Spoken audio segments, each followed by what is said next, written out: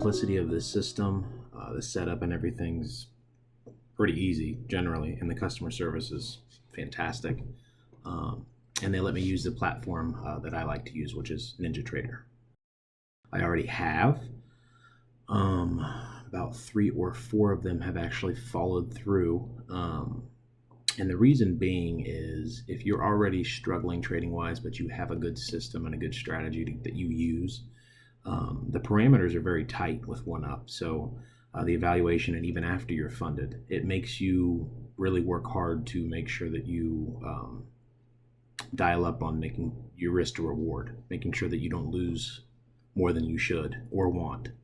I've never had an issue with anybody on the support team. I know a couple by name. I know a few who've actually communicated with me when the coronavirus broke out, and they were not local to where they normally are, and they were still helping me. So they're phenomenal. As far as it being resolved quickly, usually within minutes. Whenever I've had to reset in the past on the evaluation, and I get antsy because I see something coming up that I want to get in and move, usually they tell you it takes at least 30 minutes, but most of the time they get it done before then. So I think they say 5 days. It's never taken that long for me. Normally, as soon as I get the email, I go in. I think last time it was 3 days.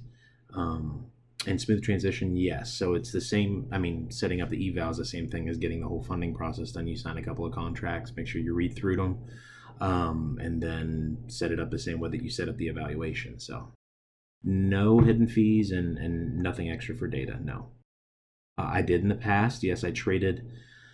I think I actually had an order almost go to 4 o'clock. No, it wasn't that one. What was it? Oh, trading during news. I ended up trading during a news release. I ended up winning the trade, but you can very easily not win the trade, and it can go the opposite direction, and your exits that you have set up can get blown through. So it's a safe thing to not have any open trades during or pendings during any news. So that was the one thing that I got a warning with, and basically it was just an email that basically said, hey, you traded during a news release, you need to make sure that you're not doing this, or we will have to terminate your account, which is understandable. No, I have not tried to get funding anywhere else. I've heard some horror stories from some other companies, and I actually got with OneUp from a recommendation from someone else. So I just stayed with you guys because I've never had an issue, and I like you guys a lot. So like I said, the simplicity of the setup, the rules are plainly stated, the customer service, if you have any issues, any questions about any of the rules, you can ask. As far as the analytics, I want to touch on that. The analytics that you guys have for the trading, as far as tracking everything, I love it. It's fantastic. All the charting and all that kind of stuff, especially if you don't finish within the 15 days and you want to take it out longer.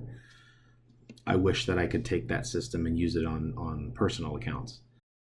Can't talk about taxes, but taking into account taxes and whatever split you choose with OneUp, I'm looking to have a goal withdrawal of $25K a month with still having growth in the account continuing. That way I never get close to drawdowns or anything like that. I can't touch into a bunch of this because I do have an NDA, but I use standard deviation and moving averages. It's very simple. Candlestick charts, nothing outlandish. My screen doesn't look like it's something for the military. So yes, I have specific amount of trades I take a day. I stick to that. I have certain setups that I take, and if nothing is going on, one of the biggest tips I can give anybody is you have to be patient. Patience is key. Waiting for your move, not treating it like it's a game, because when you do that, you're basically gambling. So, but in the morning, I like to get up, drink my coffee with my wife, sit down, watch TV for a little bit, come up, check the news, check the market overnight, see what was going on, check the day chart, and then sit down and basically wait for the opens. I trade the bond market and the New York market. So yes, it has.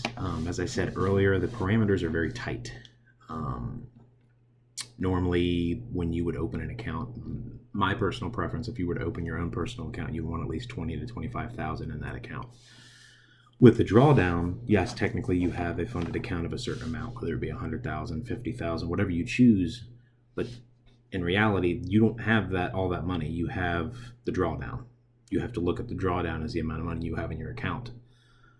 So having that there, it shows you that how you want to scale up in size, and there are scaling targets and everything throughout the event, after being funded, that are already set up. But it shows you the importance of that, because if you go in and you drop 10 contracts and you only have 20,000 in your account and you trade NASDAQ, it can go bad really quick. So showing how to scale up in size as far as contracts go, setting yourself up to only be able to lose a certain amount a day if something does not go your way, and then it locking you out. That's in and of itself is fantastic, especially if you have an addictive personality or you treat it like a game or something of that sort. So those couple of things, just the parameters being tight, I'd say difficult. They are difficult to maneuver around, but once you get them down, it's beneficial.